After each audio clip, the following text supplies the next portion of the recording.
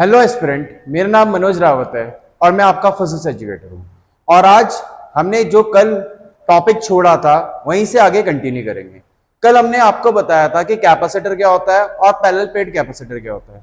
तो लास्ट में मैंने तुम्हें बताया था कल की डेरिवेशन में पैरेलल प्लेट की कि हमारा कैपेसिटेंस क्या निकल के आता है और अगर हम उसमें डायलेक्ट्रिक डालते हैं तो उसका क्या फर्क पड़ता है। अब एक और चीज हमें जाननी जरूरी है कि तुम्हें भी पता है कि भाई हमारे पास पैरेलल प्लेट कैपेसिटर में क्या था, एक प्लेट में पॉजिटिव चार्ज था और एक में क्या था, नेगेटिव चार्ज था। अब ऑफ कोर्स सी बात है क्योंकि इस पे पॉजिटिव है इस पे नेगेटिव है तो ये एक दूसरे को अपनी तरफ अट्रैक्ट करते हैं। ठीक है, ये थोड़ा एक्स्ट्रा टॉपिक है बता रहा हूं, ये एक दूसरे को अट्रैक्ट करेंगे वो बात अलग है रियलिटी में क्योंकि ये यहां पे रिजिड होंगे। बट अगर मैं बोलूं due two charges they will exert force on each other. अब ये फोर्स कितनी होती है वो मैं कैलकुलेट करके दिखा रहा हूं। मान लो मैं इस पे निकाल रहा हूं तो इस पे अगर मान लो मैंने चार्ज मान लिया कितना है हमारे पास, ऑफ कोर्स ये बात है Q है, तो इसके कारण या इस पे मान लो इस पे चार्ज हमारा Q है क्योंकि दोनों पे सेम चार्ज होगा तो इस पे जो फोर्स लगेगी F इक्वल टू हमने पढ़ा है QE लगती है। कितनी लगती है? Q into E। और मेरे को पता है सिंगल इसके कारण अब कैसे फोर्स लगी होगी इस पे, टू वे स्टेप होगा। पहले इसके कारण इलेक्ट्रिक फील्ड आई होगी, उस इलेक्ट्रिक फील्ड में हमने इस प्लेट को रख रखा है तो इस पे क्या लगेगा, फोर्स लगेगा। अब इसके कारण जो इलेक्ट्रिक फील्ड आती है जो मैंने नेट बताई थी वो तो sigma upon two epsilon not होती है, लेकिन सिंगल के कारण हमने कहां पढ़ा है, गॉस थ्योरम में कितनी आती है electric field, sigma upon two epsilon not आएगी। अब तुम्हें भी पता है इस सिग्मा के बदले क्या लिख सकते हैं हम, इस वाले सिग्मा के बदले भी Q by A two epsilon naught. तो यानी क्या फॉर्मूला आ जाएगा, Q square upon two epsilon naught A। तो ये हमारा इसका क्या आ जाएगा, फॉर्मूला आ जाएगा। अब खासकर ये प्रदीप वगैरह में इसका फॉर्मूला गलत है, जो प्रदीप फंडामेंटल है वहां पे हमें क्या दे रखा है, Q square upon epsilon naught A, क्योंकि उन्होंने ये इलेक्ट्रिक फील्ड कौन से ले लिया, सिग्मा अपॉन एप्सिलॉन नॉट, जबकि इलेक्ट्रिक फील्ड इस सिंगल के कारण आएगी और उस पर मैंने इसे किसे रखा है, इस प्लेट को रखा है। तो हमारे को यहाँ पे इलेक्ट्रिक फील्ड सिंगल की लेनी पड़ेगी जो कितनी होती है, sigma upon two epsilon not. यानी इन दोनों के बीच में जो फोर्स लगेगा वो इतना होगा। अब क्यों अट्रैक्ट नहीं कर रहे हैं, क्यों अपनी पोजीशन से हिल नहीं कर रहे हैं, क्योंकि बिकॉज इन्हें क्या कर रखा है, रिजिड सपोर्ट दे रखा है। कोई डाउट किसी को? तो ये कल का एक छोटा सा टॉपिक रह गया था उसे कंटिन्यू किया। आज हम पढ़ने वाले हैं अब क्या हुआ था, पैरेलल प्लेट कैपेसिटर का हमारे पास कैपेसिटेंस आया था epsilon naught A by D. But क्योंकि हमें क्या चाहिए, कैपेसिटर जितने ज्यादा से ज्यादा चार्ज स्टोर कर सके, यानी उसकी C की वैल्यू, कैपेसिटेंस की वैल्यू जितना ज्यादा हो वो बेनिफिशियल है। तो क्या किया उन्होंने उस टाइम पे, साइंटिस्टों ने चेक किया कि अगर हम इसके अंदर डाइलेक्ट्रिक डाल के, कंडक्टिंग डाल के क्या हमारी कैपेसिटेंस बढ़ रहा है। तो यहां पे हम वही पढ़ने वाले हैं कि parallel plate capacitor with dielectric. But dielectric parallel plate capacitor with dielectric से पहले हमें डाइलेक्ट्रिक पता होनी चाहिए, कितने टाइप के डाइलेक्ट्रिक होते हैं, फिर डाइलेक्ट्रिक डालने से हुआ ऐसा क्या कि हमारी क्या हो गया, कैपेसिटेंस बढ़ गया। ये सारी चीजें पहले हम जानेंगे। तो सबसे पहले हम जानेंगे, टॉपिक का नाम डालेंगे हम डाइलेक्ट्रिक। क्या डालेंगे, सबसे पहले डालेंगे हम डाइलेक्ट्रिक क्या होता है। तो ये तो छोटा सा टॉपिक था, डालेंगे हम डाइलेक्ट्रिक क्या होता है। तो देखो सबसे पहले बात करेंगे हम dielectric.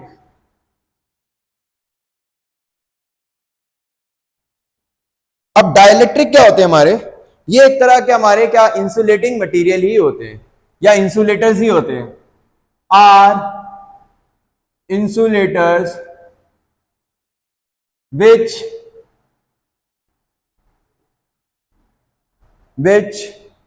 induces charge when placed in an external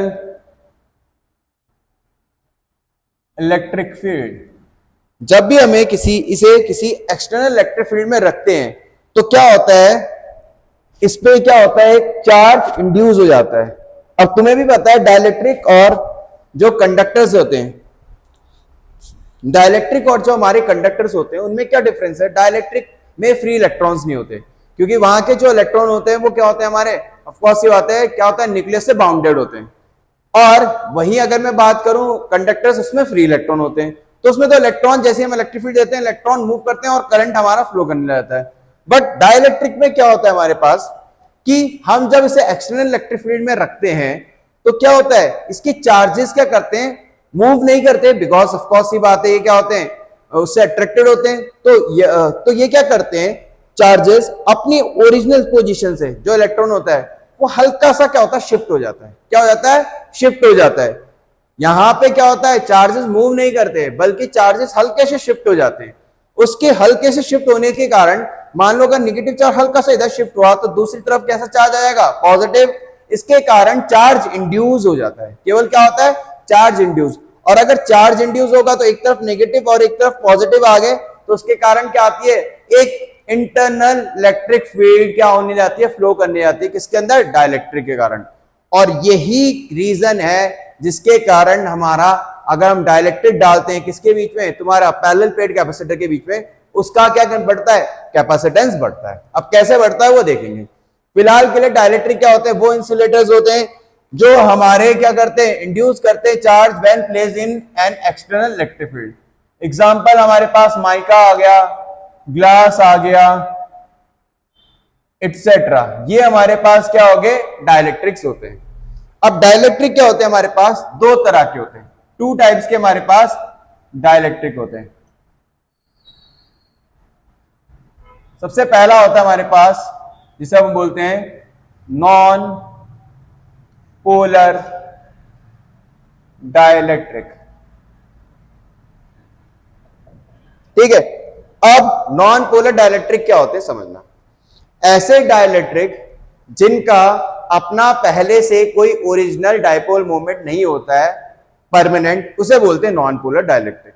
और ऐसे समझो, तुम्हें भी पता है कोई भी अगर हमारे पास, कोई भी अगर मेरे पास एटम है तो तुम्हें पता है उसका न्यूक्लियस जो होता है उसके अंदर क्या होता है, प्रोटॉन होते हैं। तो उन प्रोटॉन्स पे पॉजिटिव चार्ज होता है, उनका एक अपना सेंटर ऑफ मास होता है। क्या होता है, सेंटर ऑफ मास होता है। ऐसी अगर मैं बात करूं, उसके चारों तरफ इलेक्ट्रॉन की क्या होती है, क्लाउड होता है। न्यूक्लियस के चारों तरफ क्या घूमते हैं, इलेक्ट्रॉन, उनका क्लाउड होता है, उनका अपना क्या होता है, मास का क्या होता है, अपना क्या होता है, सेंटर होता है। तो अगर जो पॉजिटिव चार्ज का सेंटर ऑफ मास है और जो नेगेटिव चार्ज का सेंटर ऑफ मास है वो एक दूसरे के ऊपर ओवरलैप करता है, वो सारे के सारे क्या होते हैं, नॉन पोलर डाइलेक्ट्रिक। यानी ये कौन होते हैं, in which centre of mass of positive charge coincide with center of negative charge, उन्हें क्या बोलते हैं हम, नॉन पोलर डाइलेक्ट्रिक बोलते हैं। जैसे, और ये जनरली क्या होते हैं, सिमेट्रिकल, ये क्या होते हैं हमारे एक्चुअल में सिमेट्रिकल होते हैं। जैसे एग्जांपल मेरा O2 हो गया, ठीक है, एग्जांपल मेरा H2 हो गया, ये सारे के सारे क्या होते हैं हमारे, सिमेट्रिकल होते हैं। या CO2 हो गया, O2 H2 CO2, ये सारे के सारे किसके होते हैं हमारे, नॉन पोलर डाइलेक्ट्रिक होते हैं। इसमें एक और वो चीज प्रॉपर्टी लिखो कि ये क्या होते हैं, जनरली सिमेट्रिकल होते हैं, सिमेट्रिकल मॉलिक्यूल्स जनरली।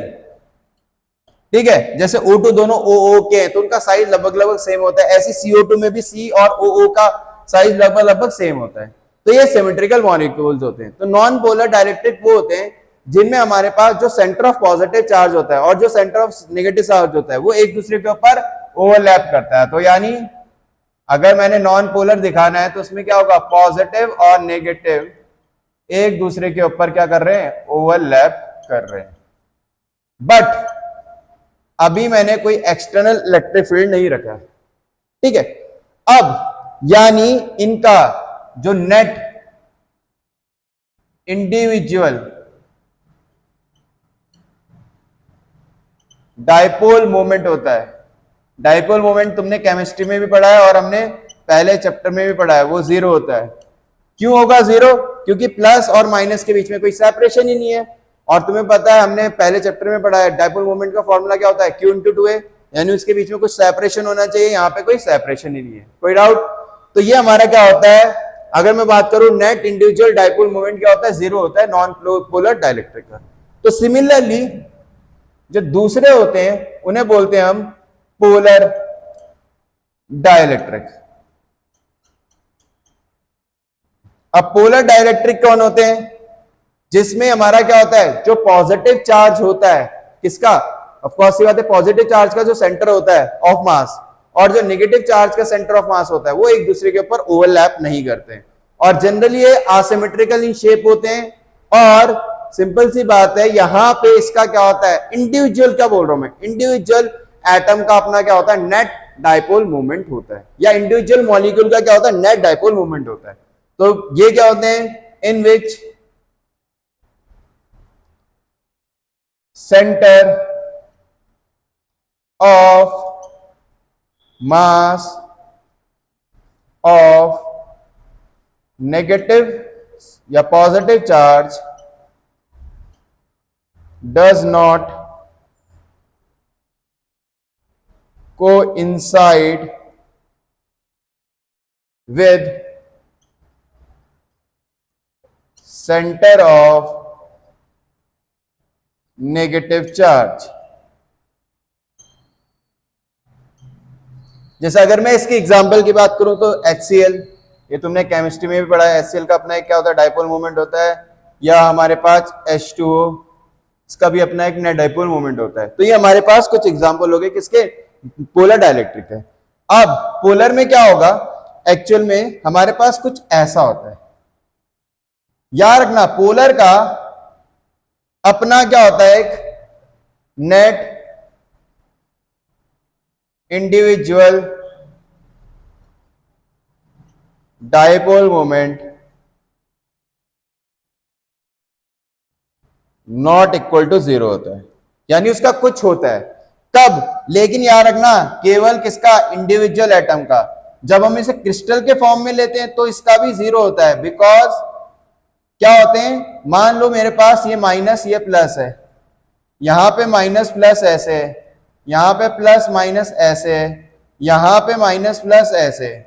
तो जब हम इसे क्रिस्टल के फॉर्म में लेते हैं तो इसका भी नेट क्या आ जाता है, डाइपोल मोमेंट जीरो, क्योंकि रैंडम होता है। इधर वाले को मान लो इस वाले ने कैंसिल कर दिया, ऊपर वाले को नीचे वाले ने कैंसिल कर दिया, यानी यहां पे नेट डाइपोल मोमेंट इंडिविजुअल का तो होगा, बट अगर मैं उसे क्रिस्टल के फॉर्म में देखता हूं तो यहां पे भी क्या होता है, हमारा जीरो होता है। तो ये हमारे पास क्या थे, डाइलेक्ट्रिक थे। कितने प्रकार के होते हैं, टाइप्स के, दो टाइप के, नॉन पोलर और पोलर। ठीक है, नॉन पोलर कौन होते हैं, जिसमें सेंटर ऑफ पॉजिटिव और नेगेटिव चार्ज कोइंसाइड करता है। पोलर में क्या होता है, हमारा centre of positive charge coincide नहीं करता है तुम्हारा, इसलिए इसका अपना नेट एक डाइपोल मोमेंट होता है इंडिविजुअल एटम का, यहां पे कुछ नहीं होता है। अब इसके बाद हम इसे इन दोनों को इलेक्ट्रिक फील्ड में रखते हैं तो इनमें क्या आता है, डाइलेक्ट्रिक पोलराइजेशन, वो हम अगला टॉपिक पढ़ने वाले हैं। पहले सब यहां तक एक बार नोट कर लो फटाफट।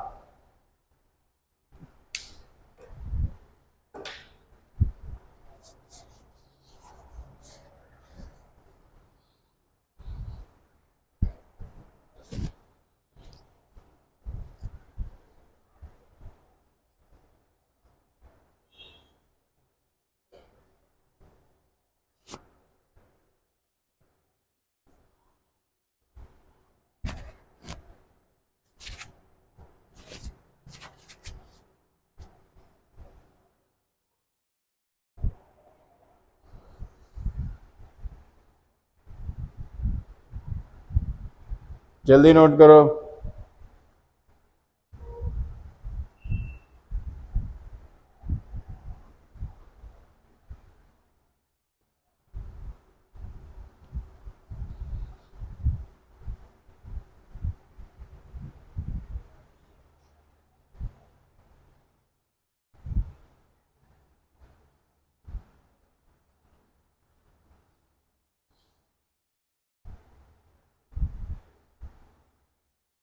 हो गया नोट? चलो बाद में नोट करते रहना, हम आगे बढ़ते हैं। तो ये हमारे पास क्या आ गया, पोलर और नॉन पोलर डाइलेक्ट्रिक आ गए। अब बात करेंगे हम तुम्हारा डाइलेक्ट्रिक पोलराइजेशन की। अब क्या हुआ, हम किसी भी डाइलेक्ट्रिक को अगर एक्सटर्नल इलेक्ट्रिक फील्ड में रखते हैं तो मैंने बताया भी था चार्ज इसमें इंड्यूस हो जाता है। क्या हो जाता है हमारे पास, चार्ज इंड्यूस हो जाता है। तो उसे क्या बोलते हैं हम, तुम्हारा डाइलेक्ट्रिक पोलराइजेशन बोलते हैं। क्या बोलते हैं हम उसे, डाइलेक्ट्रिक पोलराइजेशन बोलते हैं। तो नेक्स्ट हेडिंग है हमारा dielectric polarisation. Dielectric polarisation. अब क्या हुआ, पहले मैं तुम्हें पोलर बता देता हूं, सॉरी नॉन पोलर। अभी नॉन पोलर की बात करते हैं। तो मेरे पास मान लो, अभी मैंने बताया था जैसे ये नॉन पोलर है, जब एक्सटर्नल इलेक्ट्रिक फील्ड नहीं है तो उसका प्लस और माइनस चार्ज एक दूसरे के ऊपर क्या करते हैं, कोइंसाइड करता है, करता है। ये कब था, जब हमने E इक्वल टू क्या है मेरा, जीरो है, एक्सटर्नल इलेक्ट्रिक फील्ड जीरो है। अब मान लो मैंने एक्सटर्नल इलेक्ट्रिक फील्ड अप्लाई कर दी, और किस डायरेक्शन में करी, इस डायरेक्शन में। External electric field E not मैंने वो कर दी। अब ऑफकोर्स सी बात है, जैसे मैं एक्सटर्नल इलेक्ट्रिक फील्ड लगाऊंगा इसमें, तो सबको पता है ना यहाँ पे पक्का पॉजिटिव रहा होगा, निगेटिव, यानी इस तरफ को नेगेटिव आ जाएंगे और इस तरफ को पॉजिटिव आ जाएंगे। तो कुछ ऐसा सा ये अरेंज हो जाएगा।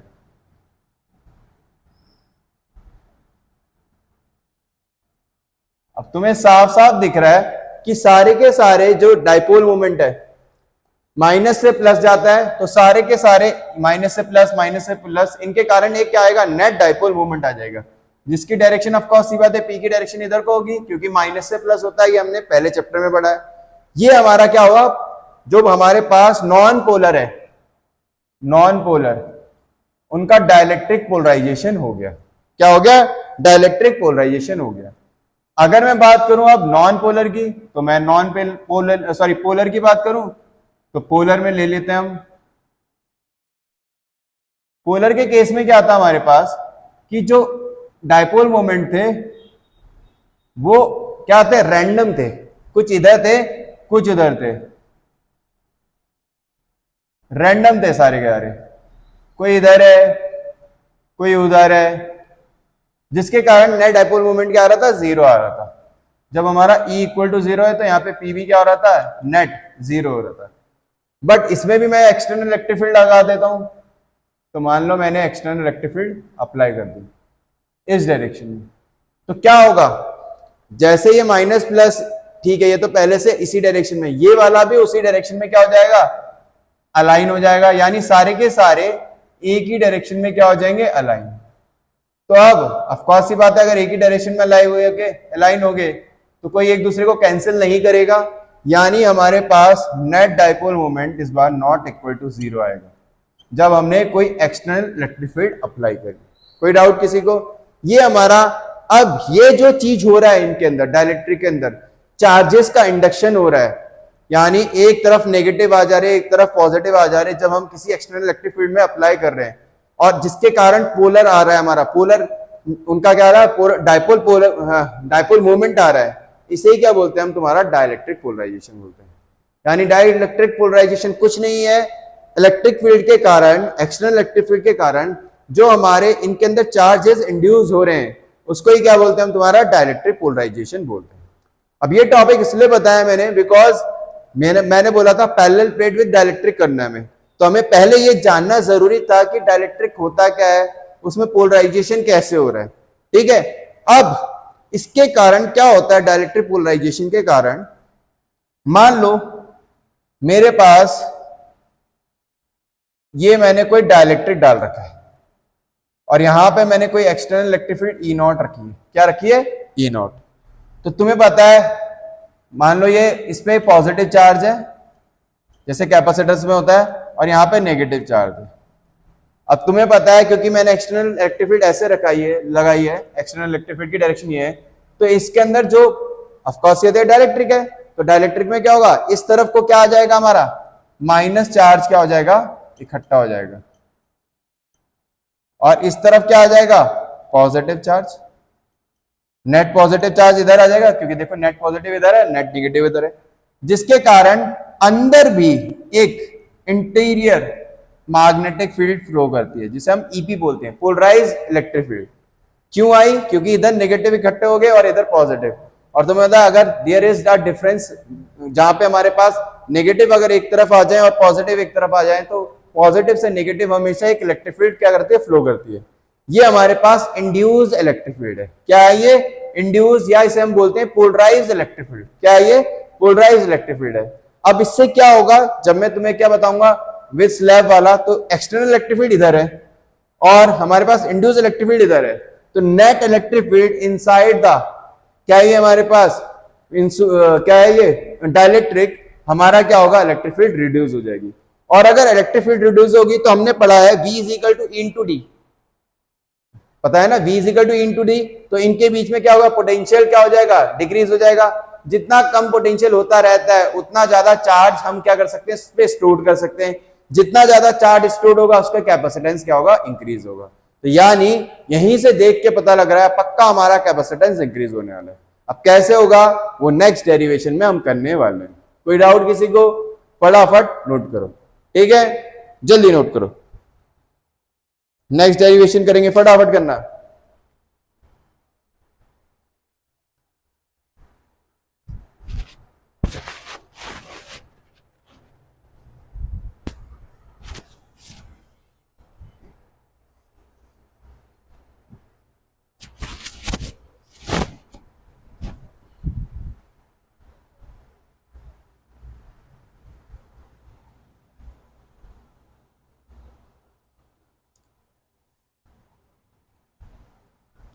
हो गया? चलो नेक्स्ट। अब हमारा जो नेक्स्ट टॉपिक है वो क्या है हमारा? Capacitance of a parallel plate capacitor with dielectric slab. Capacitance of a parallel plate capacitor with dielectric slab. तो हमने क्या हेडिंग डाली? कैपेसिटेंस, और ये बहुत इंपॉर्टेंट डेरिवेशन है क्लास 12 के लिए, of a parallel plate capacitor with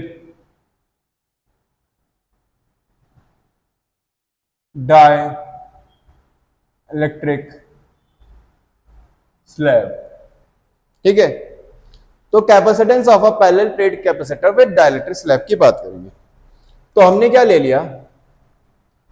एक पैरेलल प्लेट कैपेसिटर ले लिया, ठीक है, और इस पे मैंने मान लिया पॉजिटिव चार्ज जो लेते हैं हम, और यहां पे क्या आ गया? Negative charge. और इस तरफ अर्थिंग करते हैं तो इस तरफ अर्थिंग करते हैं, और इसके अंदर मैंने एक डाइलेक्ट्रिक ले लिया, और जो डाइलेक्ट्रिक स्लैब लिया मैंने, इसकी पहले तो ये तो डी होता है हमने पढ़ा हुआ है, इसकी थिकनेस टी ले ली। क्या ले ली? टी। अब तुम्हें पता है प्लस से माइनस, बाहर तो एक external electric field E not क्या कर रही है? यहाँ पे फ्लो कर ही रही है। लेकिन डाइलेक्ट्रिक के लिए अभी मैंने समझाया तुम्हें, इस तरफ क्या चार्ज आ जाता है? अभी बताया है नेगेटिव, तो इस तरफ क्या चार्ज आ जाएगा? पॉजिटिव। और इसके कारण क्या बताया था मैंने? अंदर भी एक इलेक्ट्रिक फील्ड फ्लो करती है जिसे मैंने नाम दे दिया ईपी। क्या नाम दे दिया? ईपी। कोई दिक्कत? पोलराइज्ड इलेक्ट्रिक फील्ड, ये समझा चुका हूं पहले। तो जो अंदर देखो, बाहर तो एक्सटर्नल इलेक्ट्रिक फील्ड में इतने रीजन में तो ई नॉट ही लगेगी, इतने और इतने, बट ये जो अंदर का रीजन है ई नॉट तो इससे पास होगी, डाइलेक्ट्रिक से भी पास होगी, और अपोजिशन में एक इलेक्ट्रिक फील्ड क्या है? पोलराइज्ड इलेक्ट्रिक फील्ड भी है। यानी इतना फिक्स है, जो अंदर की इलेक्ट्रिक फील्ड होगी अंदर वो ई है, जो किसके इक्वल होगी? ई नॉट माइनस, क्या होगी? E is equal to E naught minus EP. कोई डाउट? क्यों होगी? समझ आया ना सबको? बिकॉज ऑफकोर्स ही बात है, ई नॉट ऐसे में लग रही है इस डायरेक्शन में, ईपी इधर में, अपोजिट है तो एक दूसरे को क्या करेंगे? सब्ट्रैक्ट करेंगे। अब क्या होगा? मेरे को कैपेसिटेंस निकालना है, तो कैपेसिटेंस का मेरे दिमाग में सिंपल फॉर्मूला है Q अपॉन डेल्टा वी। मतलब मेरे को इन दोनों प्लेट्स के बीच में पोटेंशियल डिफरेंस निकालना है। तो मैं क्या निकाल रहा हूं, पोटेंशियल डिफरेंस बिटवीन प्लेट्स। अब तुम्हें बताया पोटेंशियल डिफरेंस, और मैंने मान लिया इसमें सरफेस चार्ज डेंसिटी सिग्मा है, इसमें क्या है माइनस का सिग्मा। अब पोटेंशियल डिफरेंस बिटवीन प्लेट्स की बात करूं मैं, डेल्टा वी, तो देखो कैसे निकालेंगे। मैंने तुम्हें पिछले वाली डायरेक्शन में बताया था E इंटू डी होता है। अब समझना, जो इतना और इतना एरिया है, यहां वहां तो केवल E नॉट है, और जो अंदर एरिया है उसमें क्या है E है। तो ये जो इतना वाला वो है, उसके लिए क्या लिख सकता हूं मैं, E not into D minus T. समझना, ये T है, ये D है, तो ये जो बचा हुआ होगा वो क्या होगा, D माइनस टी। तो D माइनस टी डिस्टेंस के लिए हमारी इलेक्ट्रिक फील्ड E नॉट लग रही है, और हमने फॉर्मूला पढ़ रखा है V equal to E into D होता है, कोई दिक्कत। प्लस जो ये बीच का एरिया है, इसमें केवल क्या लग रही है, E लग रही है, और इसकी थिकनेस कितनी है T, तो E इंटू टी हो गया। और एक और चीज, हमारे पास डाइलेक्ट्रिक कांस्टेंट होता है, उसकी वैल्यू होती है हमारे पास E नॉट बाई E। क्या होती है हमारे पास, E के की वैल्यू होती है हमारे पास E नॉट बाई E। क्या होती है, E नॉट बाई E। तो अगर मैं यहां से E की वैल्यू निकाल लूं तो क्या आ जाएगा, E नॉट बाई के। क्या आ जाएगा, E नॉट बाई के, वो यहां पे यूज कर देंगे। तो क्या होगा, E not D minus T plus E के बदले कितना आ जाएगा, E नॉट बाई के इंटू टी। अब दोनों में से क्या कॉमन आएगा, E नॉट, अंदर क्या बचेगा, D minus T plus T upon के। E नॉट जो हमें पता है, दो प्लेट्स के बीच में इलेक्ट्रिक फील्ड हमने क्या पढ़ी थी, कल भी पढ़ी थी और गॉस थ्योरम में भी पढ़ी थी, कितनी होती है, सिग्मा अपॉन एप्सिलॉन नॉट। तो सिग्मा अपॉन एप्सिलॉन नॉट। अब D, इन दोनों में से मैं T माइनस टी कॉमन ले रहा हूं, यहां से 1 बचेगा, यहां से 1 बाय के बचेगा। तो ये मेरा क्या आ गया, डेल्टा V आ गया। अब सबको पता है कैपेसिटेंस C बराबर हमने क्या पढ़ा हुआ है, Q अपॉन डेल्टा V। तो Q ऐसे रहने दिया, डेल्टा V के बदले ये रखना है हमें, तो सिग्मा अपॉन एप्सिलॉन नॉट ऊपर जाएगा, और ये नीचे रहेगा D minus T 1 minus 1 by Q। कोई डाउट किसी को? अब सबको होता है सिग्मा के बदले क्या लिख सकते हैं हम, Q अपॉन ए, क्योंकि सिग्मा क्या होता है, सरफेस चार्ज डेंसिटी, तो इसके बदले क्या लिख दिया मैंने, Q अपॉन ए ऊपर चले आएगा, ठीक है, और अंदर आ जाएगा D minus T 1 minus 1 by K. कोई डाउट किसी को? ठीक है, यहां तक क्लियर है। अच्छा, Q से Q क्या हो जाएगा, कैंसिल, तो कैपेसिटेंस कितना आ जाएगा, एप्सिलॉन नॉट ए। अब मैं कुछ कर रहा हूं, यहां से D कॉमन ले रहा हूं, तुम यहां तक भी छोड़ सकते हो, मैं इसलिए ले रहा हूं, मैं तुम्हें कंपेयर करा रहा हूं किसके साथ, जो हमने कंडक्टिंग स्लैब, सॉरी नॉर्मल पढ़ा था जब हमने वैक्यूम रखा था इसके अंदर, या एयर था, तो क्या आया था हमारा, तो D कॉमन ले लिया, तो 1 minus T by D 1 minus 1 by K. कोई डाउट किसी को? मैंने क्या लिया कॉमन, D कॉमन लूंगा तो यहां से 1 बचेगा, इसके पास नहीं है तो इसके डिवाइड में आ जाएगा, तो ये हमारे पास आ गया। फटाफट यहां तक नोट करो, 2-3 स्टेप है और 1-2 केस है, और हमारी ये डेरिवेशन खत्म हो जाएगी। और ये बहुत इंपॉर्टेंट डेरिवेशन है, फिर से समझा देता हूं कैसे किया हमने। पहले देखो, काम ही है मेरा इन दोनों के बीच में क्या निकालना, पोटेंशियल डिफरेंस निकालना। क्या निकालना, प्लेट्स के बीच में पोटेंशियल डिफरेंस। अब मेरे को पता है इतने एरिया में केवल कौन सी इलेक्ट्रिक फील्ड लग रही है, ई नॉट, तो ई नॉट कितने एरिया में लगी, D माइनस टी में, इतने और इतना कैसे निकालेंगे, D में से T माइनस कर देंगे, प्लस इस एरिया में क्या लग रही है, E, तो E इंटू टी। मैंने बताया था डाइलेक्ट्रिक कांस्टेंट K किसके बराबर होता है, E नॉट बाई E। अब डाइलेक्ट्रिक कांस्टेंट को ही हम रिलेटिव परमिटिविटी भी बोलते हैं, इसके और फॉर्मूले भी है, मैं यहीं पे लिखा भी देता हूं, F नॉट बाय एफ भी होता है और CM बाय C नॉट भी होता है। ये तीनों ही इसके फॉर्मूले डाइलेक्ट्रिक किसके, कांस्टेंट के, जिसे हम क्या बोलते हैं, रिलेटिव परमिटिविटी भी बोलते हैं। और एप्सिलॉन नॉट बाय एप्सिलॉन, तुमने एप्सिलॉन बाय एप्सिलॉन नॉट तो पहले, एप्सिलॉन नॉट बाय एप्सिलॉन तो पहले से ही पढ़ा है, वो भी होता है। तो फटाफट, और फिर मैंने क्या करा, यहाँ पे E नॉट कॉमन लिया, E नॉट की वैल्यू हमने पढ़ी हुई है पहले से, कि दो हमारे पास अगर प्लस और माइनस की प्लेट होते हैं तो उसके बीच में इलेक्ट्रिक फील्ड कितनी होती है, सिग्मा अपॉन एप्सिलॉन नॉट। तुम्हें पता है, मैंने यहाँ पे भी बताया था, वहां पे किसमें, तुम्हारा गॉस थ्योरम में, इस तरफ भी 0 होती है इलेक्ट्रिक फील्ड, इस तरफ भी 0, यानी यहाँ पे जो हमारी इलेक्ट्रिक फील्ड है वो एक तरह से क्या है, मैं बोल सकता हूँ कंस्ट्रेन्ड है। किसके अंदर? केवल इतने हमारे दोनों प्लेट्स के अंदर। ठीक है, ये हमने प्रूव कर रखा है कहाँ पे?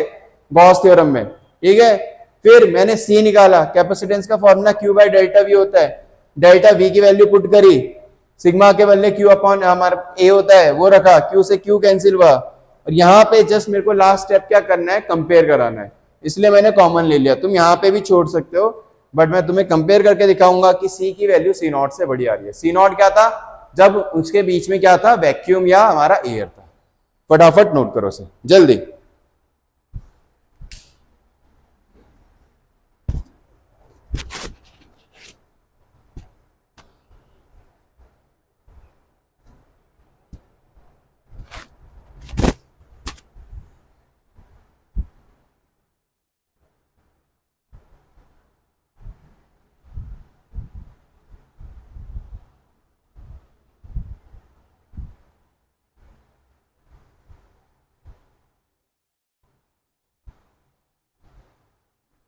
जल्दी नोट करो।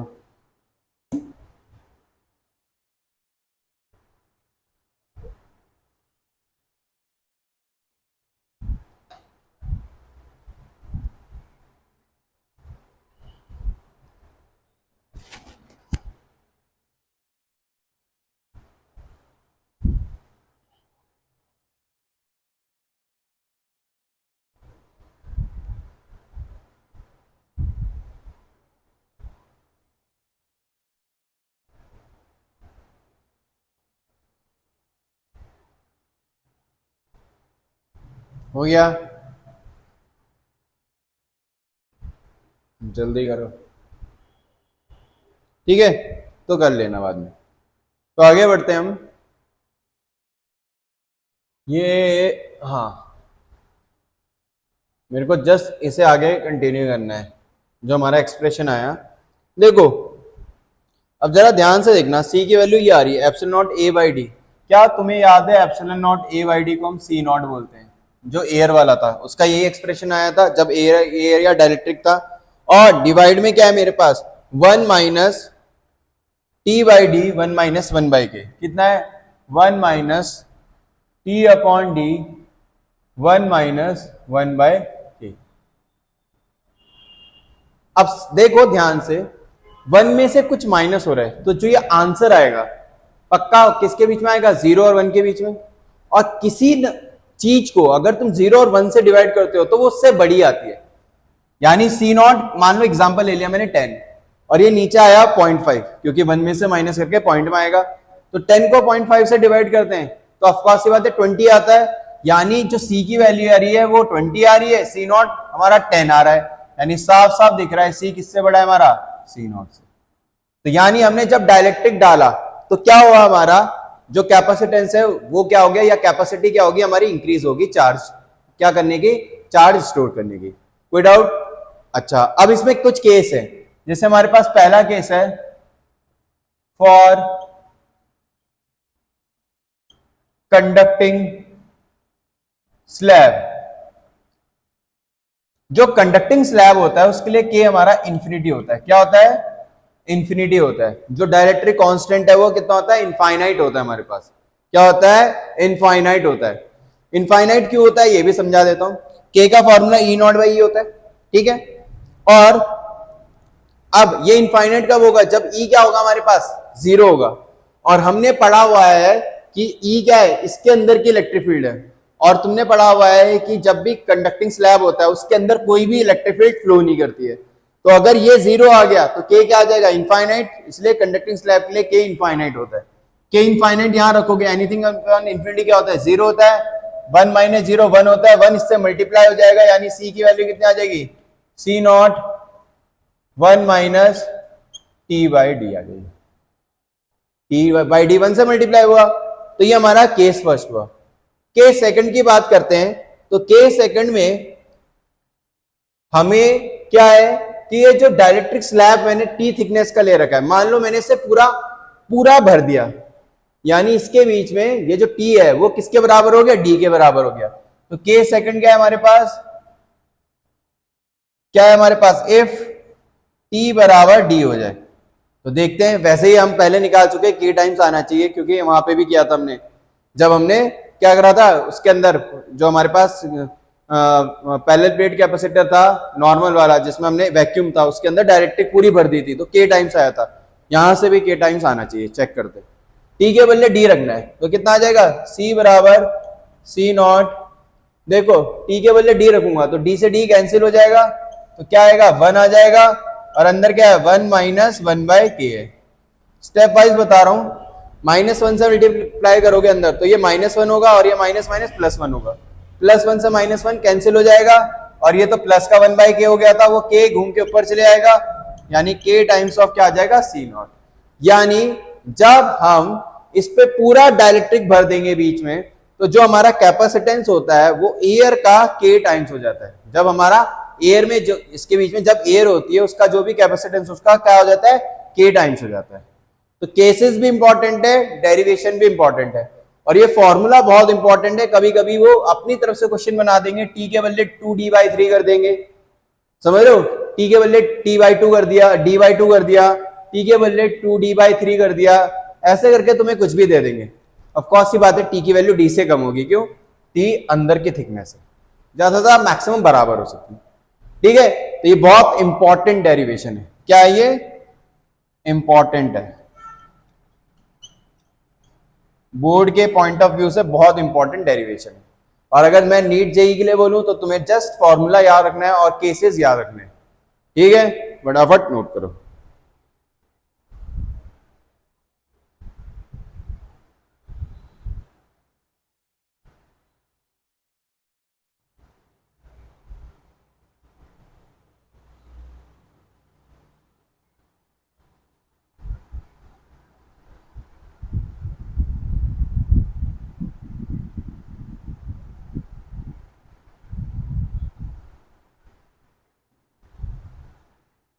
हो गया,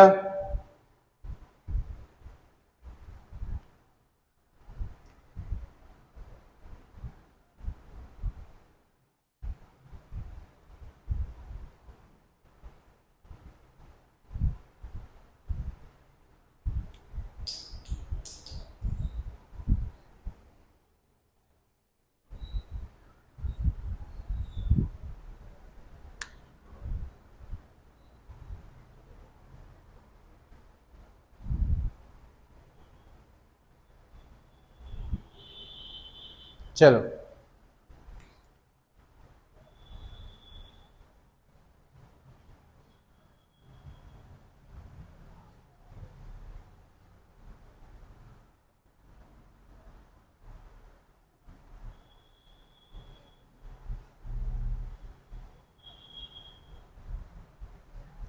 अब बात करेंगे हम तुम्हारा डाइलेक्ट्रिक स्ट्रेंथ की बात करेंगे। किसकी बात करेंगे, डाइलेक्ट्रिक स्ट्रेंथ क्या होता है। बस हमें ये टर्म जानना है कि होता क्या है डाइलेक्ट्रिक स्ट्रेंथ। देखो डाइलेक्ट्रिक में क्या करते हो तुम, किसी भी डाइलेक्ट्रिक में एक्सटर्नल इलेक्ट्रिक फील्ड अप्लाई करते हो, जिसके कारण चार्ज इंड्यूस हो जाते हैं, एक हल्का सा चार्ज शिफ्ट हो जाते हैं, तो नेगेटिव इस तरफ आ जाता है, पॉजिटिव इस तरफ आ जाता है। अब डाइलेक्ट्रिक स्ट्रेंथ क्या होता है, देखो अगर तुम इलेक्ट्रिक फील्ड अप्लाई करोगे तो ऑफकोर्स ये बात है, ये चीज तो होगी, बट अगर मान लो तुम इलेक्ट्रिक फील्ड ज्यादा अप्लाई करोगे, उसकी स्ट्रेंथ बढ़ाते रहोगे, तो एक ऐसा टाइम आएगा कि डाइलेक्ट्रिक किसमें कन्वर्ट हो जाएगा, कंडक्टर में। क्यों, क्योंकि जो अंदर के बॉन्ड के फंसे होते हैं, जो बाउंडेड इलेक्ट्रॉन है, अब उसे खींचने के लिए तुमने बहुत ज्यादा इलेक्ट्रिक फील्ड निकाल दी, तो वो बॉन्ड तोड़ के बाहर आ जाएगा, तोड़ के बाहर आएगा तो फ्लो करने लगेगा, मतलब ऑफकोर्स फ्री इलेक्ट्रॉन आ जाएगा, फ्री इलेक्ट्रॉन आ जाएगा तो ऑफकोर्स ही बात है, किसकी तरह बिहेव करेगा, कंडक्टर की तरह बिहेव करेगा। तो डाइलेक्ट्रिक स्ट्रेंथ क्या होती है कि मैं कितनी मैक्सिमम स्ट्रेंथ दे सकता हूं इलेक्ट्रिक फील्ड की, एक्सटर्नल इलेक्ट्रिक फील्ड की, ताकि जो डाइलेक्ट्रिक है वो अपनी प्रॉपर्टी लूज ना करे, वो क्या कहलाता है, उसकी डाइलेक्ट्रिक स्ट्रेंथ कहलाती है। क्या कहलाती है, डाइलेक्ट्रिक स्ट्रेंथ कहलाती है। तो ये क्या है, the maximum electric field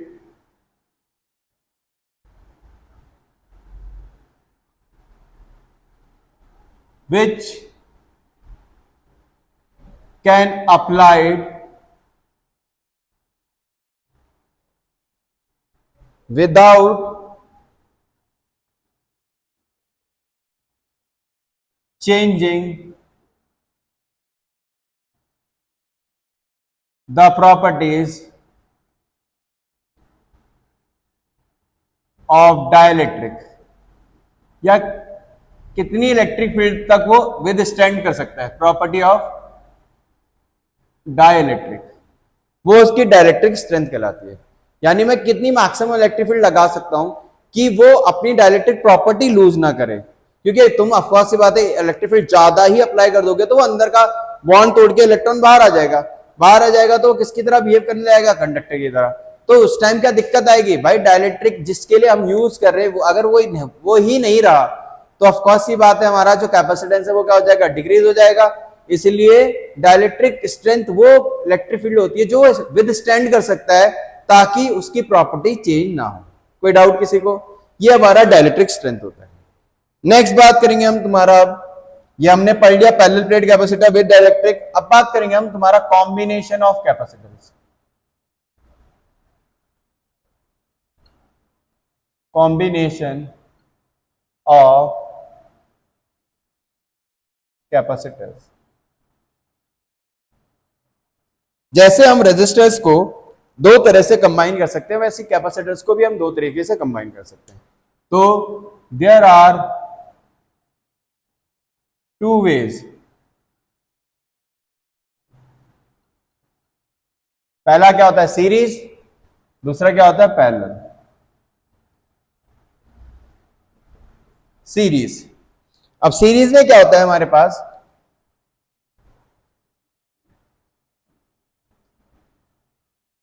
capacitance को हम सीरीज में लगाते हैं और हमने यहां पे बैटरी दे दी। जस्ट ऐसे एक एग्जांपल से बता रहा हूं कि कैसे आता है हमारे पास। अब सीरीज में तुम्हें पता है क्या सेम रहता है, करंट। यहां पे करंट के बदले हम बोल सकते हैं चार्ज सेम रहता है और पोटेंशियल क्या रहता है, अलग अलग। तो इस पे V1 आ गया और इस पे कितना आ गया, V2 आ गया। मैं दो के लिए निकाल रहा हूं तो 3 4 nth के लिए जनरल फॉर्मूला बना सकते हैं। तो मैं बोल सकता हूं यहाँ पे V बराबर कितना आ जाएगा, V1 प्लस V2। अब तुम्हें पता है Q इक्वल टू CV होता है, हमने पढ़ा है पीछे। तो Q इक्वल टू CV हो गया तो V इक्वल टू क्या हो जाएगा, Q बाई C। अब क्योंकि ये सीरीज में तो चार्ज सेम रहेगा तो यहाँ पे भी चार्ज Q ही है और V क्या है, टोटल पोटेंशियल है, तो टोटल इक्विवेलेंट रेजिस्टेंस कैपेसिटेंस मैंने C मान लिया। V1 कितना आ जाएगा, चार्ज सेम है अपॉन C1 आ जाएगा। ये कितना आ जाएगा, चार्ज सेम है अपॉन C2 आ जाएगा। Q पर से कॉमन ले लेंगे, कितना आ जाएगा मेरा expression, 1 upon C is equal to 1 upon C1 plus 1 upon C2। याद है रेजिस्टेंस के केस में क्या आता था हमारा सीरीज में, R1 प्लस R2। यहाँ पे उसका उल्टा आ रहा है, जो पैरेलल का आता था वो यहाँ पे सीरीज में आ रहा है। किसके केस में, कैपेसिटेंस के केस में। वही अगर मैं बात करूं पैरेलल की, तो पैरेलल में हमने दो कैपेसिटेंस लगा दिए।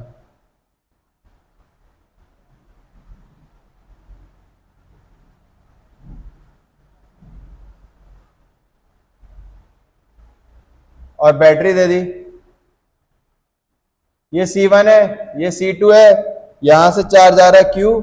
अब तुम्हें पता है पैरेलल में तो पोटेंशियल सेम रहता है, तो जो पोटेंशियल बैटरी का होगा वही पोटेंशियल इसका होगा। अब लेकिन चार्ज क्या हो जाता है, डिवाइड। तो यहाँ पे Q1 गया होगा, यहाँ पे Q2 गया होगा। तो मैं बोल सकता हूं जो टोटल चार्ज Q है वो किसके बराबर होगा, Q1 प्लस Q2 के बराबर। अब Q is equal to CV होता है तो यहां से लिख सकते हैं Q is equal to CV। तो टोटल कैपेसिटेंस, ये टोटल चार्ज है, उसके बदले क्या हम लिख सकते हैं, total capacitance into total potential V। Q1 के बदले क्या ले सकते हैं, C1 इंटू V। Q2 के बदले क्या ले सकते हैं, C2 इंटू V, क्योंकि पोटेंशियल तो पैरेलल में सेम रहता है, जो यहाँ होगा वो यहाँ होगा, यहाँ होगा। तो यहां से मैं बोलूं V कट जाएगा तो C किसके बराबर आ जाएगा, C1 प्लस C2। तो जो वहां पे सीरीज आता था रेजिस्टेंस के केस में वो पैरेलल का केस आ रहा, जो वहां पैरेलल आता था यहाँ पे क्या आता है, सीरीज आता है। तो ये हमारा क्या था, कॉम्बिनेशन ऑफ कैपेसिटर्स था। क्लियर है? तो ये हमने क्या पढ़ा, कॉम्बिनेशन ऑफ कैपेसिटर पढ़ा। ठीक है, अब इस पे क्वेश्चंस भी आते हैं। ठीक है, और इस पे याद रखना जो हमारे पास अगले करंट इलेक्ट्रिसिटी में आएगा व्हीट स्टोन, उस पे भी न्यूमेरिकल आते हैं। व्हीट स्टोन जो है, बैलेंस व्हीट स्टोन कैपेसिटर में भी लगता है और हमारा किसमें, रजिस्टर में भी लगता है। ठीक है, फटाफट नोट करो इसे, कॉम्बिनेशन ऑफ कैपेसिटर्स को जल्दी।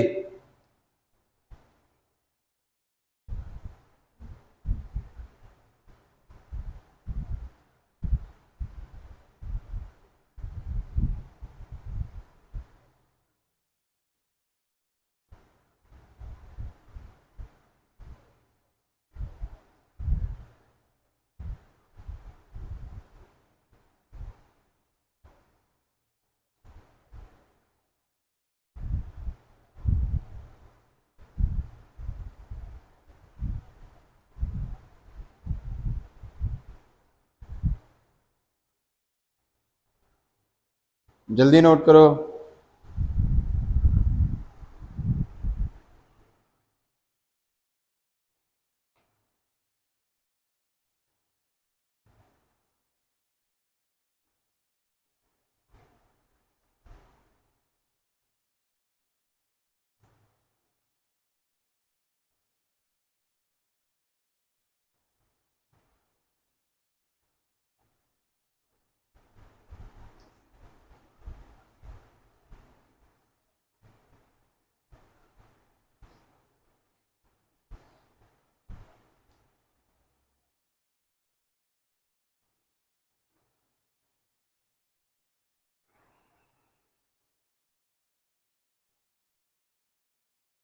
हो गया नोट?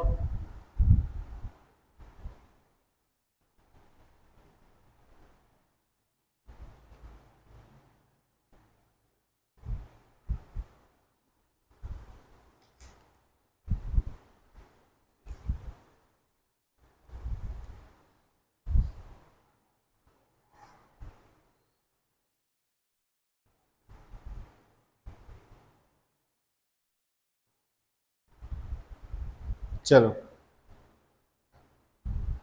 एक क्वेश्चन कराता हूं मैं, और एक नया मेथड बताऊंगा तुम्हें क्या निकालने का, सीरीज पैरेलल निकालने। कभी कभी सीरीज पैरेलल हमें देख के नहीं पता लगता है, केवीएल केसीएल तो आते ही है, बट उसके अलावा भी हमारे पास एक वोल्टेज मेथड आता है। ठीक है, तो मान लो हमें क्वेश्चन है, हमें क्या निकालना है, नेट कैपा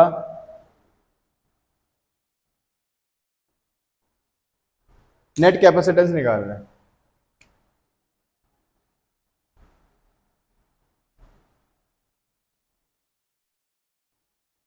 और हमारे पास ये 5 माइक्रो फेरेड है, ये 10 माइक्रो फेरेड है, ये 15 माइक्रो फेरेड है, और ये 30 माइक्रो फेरेड है। और मेरे पास ये ऐसे है और ये ऐसे है, और मेरे को ए और बी के बीच में नेट कैपेसिटेंस बताना है। मान लो हमारे पास ये कुछ क्वेश्चन है और हमें क्या निकालना है, ए और बी के बीच में नेट कैपेसिटेंस फाइंड आउट करना है। ठीक है, तो कैसे करेंगे अब देखते हैं। देखो अगर मैं देखूं तो मेरे को पता ही नहीं लग रहा है यार, यहां से करंट आया, डिवाइड हुआ, क्या हुआ, सीरीज है, पैरेलल है, देख के पता ही नहीं लग रहा। तो मैं इसके लिए एक मेथड बता रहा हूं जिसे बोलता हूं वोल्टेज मेथड या वोल्टेज डिस्ट्रीब्यूशन मेथड। क्या करेंगे हम, यहाँ पे वोल्टेज अपनी तरफ से अप्लाई करेंगे। मैंने मान लिया यहाँ पे मैंने V वोल्ट दिया और B में दे दिया मैंने 0 वोल्ट, V डैश भी दे सकते हो, तुम्हारी मर्जी है।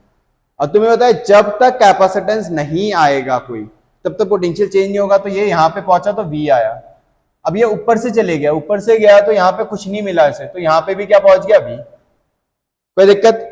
अब अगर मैं इधर से बात करूं, यहाँ पे 0 है, ठीक है, अब मैं बात करूं यहाँ पे 0 है, तो यहाँ पे मैंने मान लिया कितना आ जाएगा, क्योंकि कैपेसिटेंस आ गया तो कुछ चेंज होगा, मैंने मान लिया V डैश आ गया। क्या आ गया, V डैश।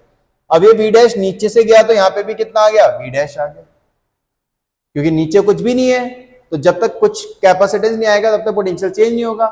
तो अगर मैं ध्यान से देखूं, ये जो कैपेसिटेंस है 5 माइक्रोफैरेड, इसके बीच में पोटेंशियल डिफरेंस आ गया VV डैश, 10 के बीच में भी VV डैश, 15 के बीच में भी VV डैश, और 30 के बीच में V डैश 0।